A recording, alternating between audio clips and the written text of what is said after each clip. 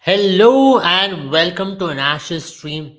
As you all know, it's been a phenomenal Ashes series so far. It's 2-2 and rightly so because at the start of the Ashes, we did predict this to be one of the most exciting Ashes series.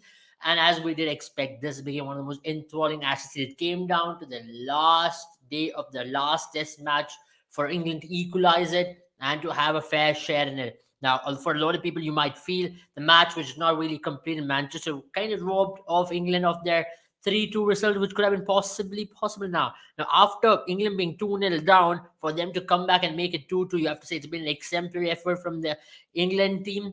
But today or the last couple of days, it's been talk of one man, isn't it? It's been about Stuart Broad. What a fitting end to his test career. The last ball he faced in test cricket with the bat, he hit it for a six. And the last ball he bowled in test cricket, he picked up the wicket to give England the victory. You have to say this has to be one of the best ends for a cricketer in a test career. And then you have to be also talking about the 600 wickets he picked up. When we talk about Stuart Broad, there's a lot to talk about him. He's been a phenomenal servant for the game. He's picked up a lot of wickets. He's helped England to win multiple matches across conditions, and especially in England. It's one of the toughest things to do to play a spell out for Stuart Broad, and exactly what happened. Stuart Broad yet again proved that he's still got a lot of games left in him, but unfortunately for England, he has called it a day, and he has won them their game to pick up the last two wickets. What a beautiful ball he bowled to Jordan Murphy, and right after that, the ball to Alex Carey as well to absolutely come around the wicket, take the ball right slightly away, as he used to do to Warner over his career, and his trademark ball, you can say so, to the left hander. That's what got him the last wicket as well, and a beautiful end to his career. But if you talk about the series in general, you have to say the game in Edgbaston. That's what really set the tone for the entirety of the series, where Patrick Cummins pulled it off for them. Then come the game in Lords, it came down to the wire, but once again, Ben Stokes really fought hard, but it wasn't good enough. And come Leeds, you saw what really happened when Chris Wokes and Mark would really help the team to cross over the line, both with the bat and also with the ball. And in Manchester, you can say that's where England would really be hard done with. Because if the game would have possibly happened in Manchester, you can say this would have been slightly different results. Who knows? It could have been 3-2 England. Now, Ben Stokes, at the end of the second test match, really made very clear that they would take it as a three-match series and they would want to come back pretty much from that area. And that's what they exactly did. Prakash says, what a match would have thought. I mean, exactly, who would have really thought at the end of the last day, Australia were cruising. They would have won 146 after the rain break to really win with 7 wickets in hand.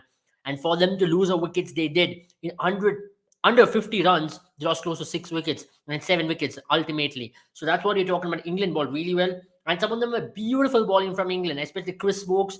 You have to say, since his inclusion into the team, England has got that extra bit of footing. They've been able to have their spring in the step. He has been bowling with tremendous lines. His accuracy has been phenomenal. Picked up wickets whenever they wanted him to. And that also kind of overshadowed the fact that Anderson wasn't really performing well. So his inclusion alongside Mark Wood and Stuart Broad doing what he's doing really helped them. Uh, Broad doing impossible. I mean, he's been phenomenal. Also, what's up with the Bales trick? Uh, I mean, you have to say now with a lot of now, especially now, most of the games it's this lightning Bales which has been used, but especially now with that not being there in test matches, you can say the Bales are slightly more lighter. It's easy to be dislaunched, and now that's what we're talking about. But at the same time, the light doesn't go off. Now, if you talk about Steve Smith's run out, it could have been either way. The light would have gone off if it would have been slightly more dislaunched. But when you don't have the lightning Bales, what happens is the umpires have to really watch the Bales to be dislaunched off the stump to come to a fine conclusion. But into the lightning Bales, it's very simple. With the moment the light goes off, you can see that the Bales are dislaunched. So that is one factor which the umpires are still finding it difficult if you don't have the lightning Bales on there.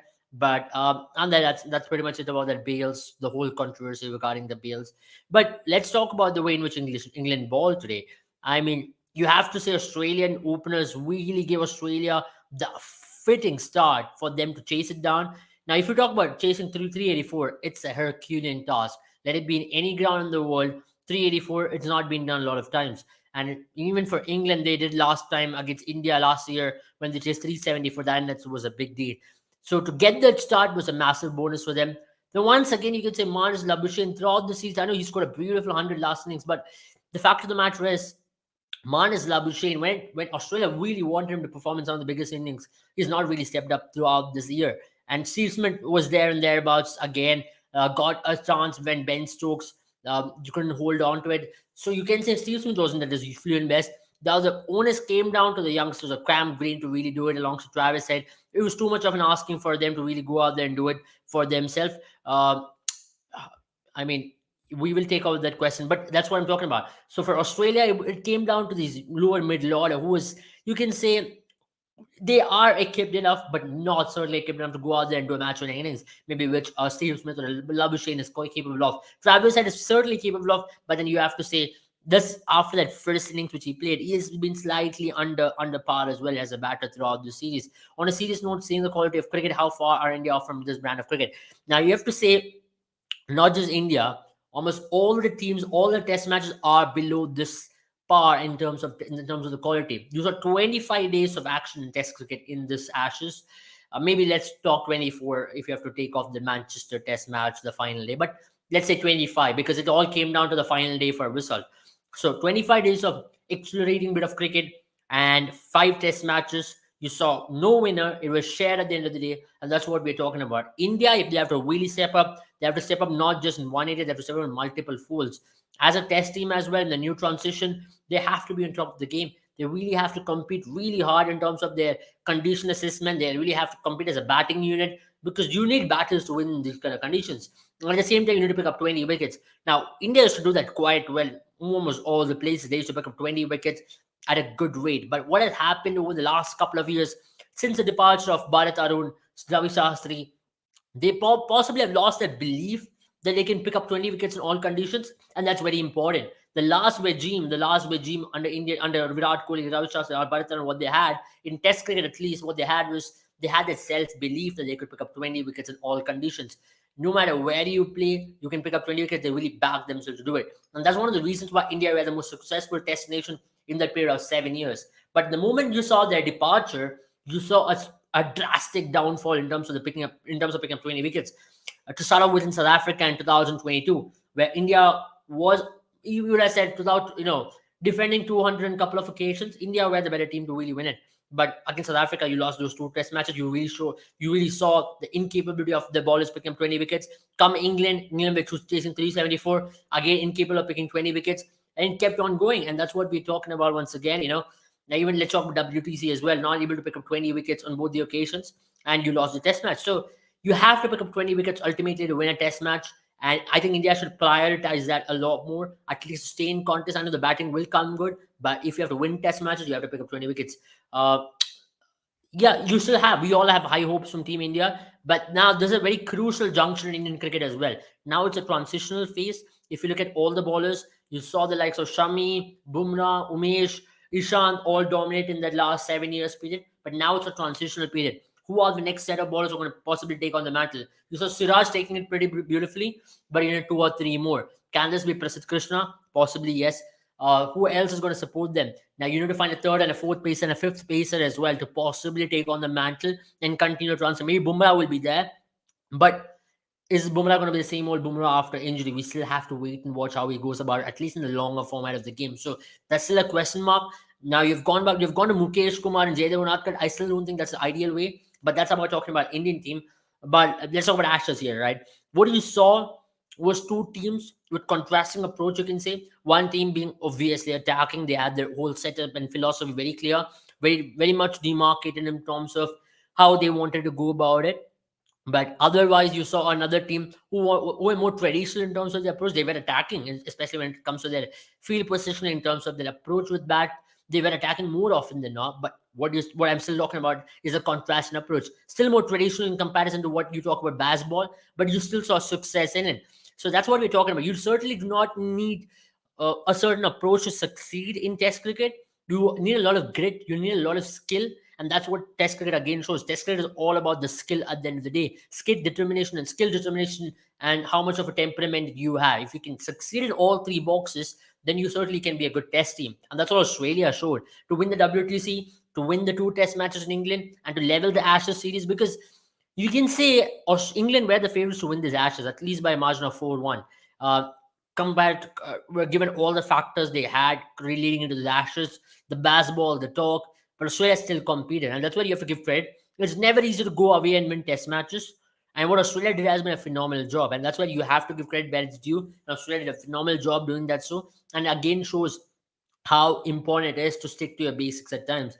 And for Australia, they'll be slightly hardened as well, especially in today's match. They had an opportunity today to make it 3-2 and to take all square, but at the end of the day, it's going to be 2-2, and there's going to be going down the history and folklore as well. This test match, because this test series rather, is going to be one of the best test series which has happened in recent past. Where you saw evenly competed two teams. It was you could never separate the things. What you could separate from these two test teams were very very minimal. The punch every time a team was down, they punched above, they came on top. Next time the other team was down, they again punched above, and that's what you saw. You saw seesaw kind of cricket throughout the course of this Test series, and that's something which you could expect out of this Test series as well. As we keep going, as we maybe in this WC cycle, you might see more of them, and for Australia at least, and for England as well, they'll be slightly disappointed that they lost two Test matches because it is a percentage point system. Ultimately these two losses, if you look in the larger context of things, might have something to say, because as you talk in the present, yes, beautiful series, 2-2, a great series, did not lose the series, return the they were able to retain the earn whatnot. But ultimately when you talk about the WTC, the whole contest for the 2025 cycle, you might just look back and say, oh, the two losses here, they might just come to haunt them. Now, even for England, if they come to India, if they have a couple of losses there as well, that might just come to haunt them when you talk about the WTC, the largest scenario. Because once you have 4 or 5, 6 losses, then your WTC cycle obviously takes a dent. And not just that, that certainly dents away on your hopes to go to the finals. So, but if you have to be very honest, these two are the best two teams out there in Test cricket at this point of stage. You can put India there and thereabouts as well, because India's played some really good Test cricket. So if you have to just take out the two best teams alongside maybe India, as it's just Australia and England at this point. And if you have to ask if there was a WTC final to be played in next 1 month, and if which are the two most deserving teams to play, you have to say it's Australia and England, just because of the quality of cricket they both possess, the mindset at which both their teams play with. They play fearless brand. They really want to go out there and take the attack on. They do not want to give up at any point of stage. A lot of people wrote in Australia off. A lot of people wrote England off after the two Test matches, but you still saw how they came back. And now that's where you give credit to someone like a Brendan McCullum.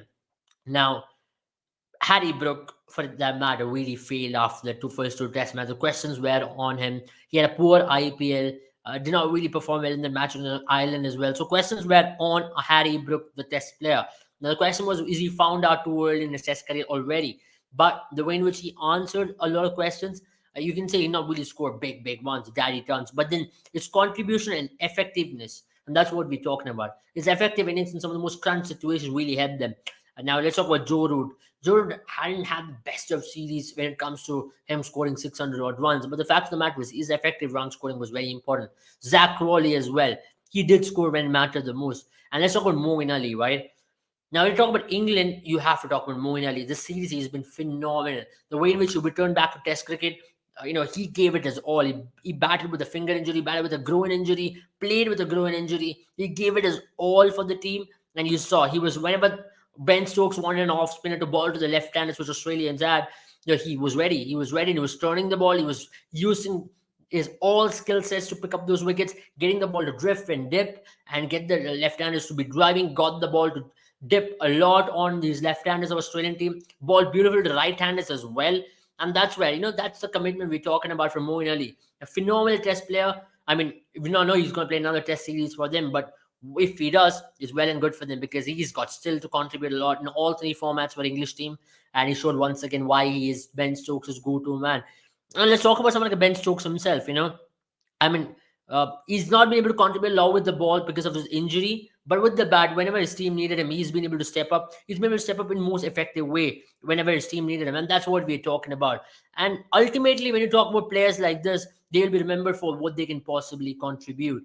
And Australia as well, they'll be pretty happy with what happened throughout, and they'll be looking back at it and feeling like, okay, they've done a good job throughout this series. And ultimately, if you have to say, this is one of the best series in the recent past as well. I mean, that's about it from us in terms of what we were able to cover from throughout the Ashes.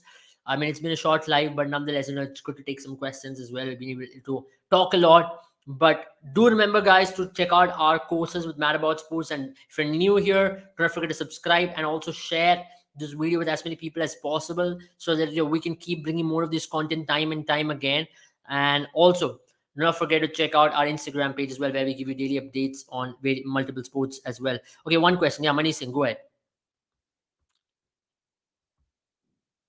You have question as well. So I'll just take. So finally, one more time, we can just give a tribute to Stuart Broad. I mean, what a phenomenal player. I mean, he's ended his career in the most beautiful fashion one could have expected it. Can India beat these two teams with the current squads? I mean, it's going to be tough, as I mentioned. It's going to be tough for India, but it's certainly not impossible. I mean, if India can really go out there in home, if definitely India can, but away from home, can India do it? Does India have the bowling attack to do it? Because Indian bowling attack needs a complete revamp because of the transition, as I mentioned. India needs Jasprit Bumrah and Rishabh Pant back in the team, and especially India needs their top order firing. Shubman Gill in overseas conditions, in conditions like England, Australia. Australia is done well, but at least in England he has to fire. Yashasvi Jaiswal is a bright prospect. So it'll be interesting to see how India plays this test match, especially South African series is where we can really judge India's new test team as to where they'll be heading, because you will see a lot of changes in the South African series. You might see a Prasidh Krishna, you will see a Jasprit Bumrah, you'll see a Siraj and Shami in the team.